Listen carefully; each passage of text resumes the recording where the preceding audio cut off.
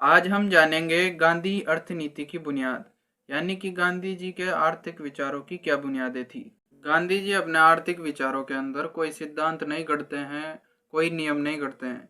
गांधी जी के विचारों के अनुसार अर्थशास्त्र तो व्यक्ति के जीवन जीने का एक तरीका मात्र है। मतलब कि गांधी जी के लिए अर्थशास्त्र सिर्फ जीवन जीने के तौर तरीके का एक हिस्सा मात्र है। महात्मा गांधी के आर्थिक विचारों में जीवन जीने के सिर्फ दो नियम मात्र हैं और उन नियमों को हम सब जानते हैं।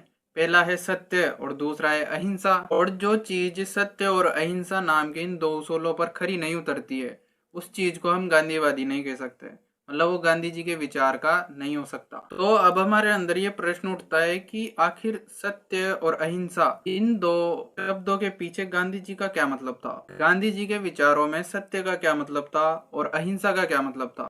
तो इतिहास की ये पाठ्य पुस्तक पढ़ने के बाद मुझे मालूम पड़ता है गांधी जी के इन दोनों विचारों का असली मतलब। और गांधी जी का मानना था कि जो सत्य है वो ईश्वर का पर्याय है। मतलब कि जो सत्य और ईश्वर है ये दोनों परस्पर एक दूसरे के ऊपर निर्भर रहते हैं।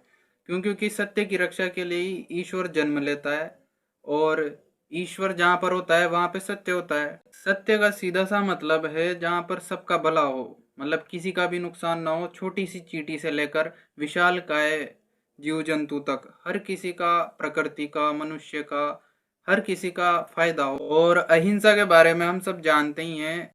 हिंसा उसी स्थान पर जन्म लेती है जिस स्थान पर व्यक्ति की बुद्धि खत्म हो जाती है। ये वाक्य कहा था अब्राहम लिंकन ने।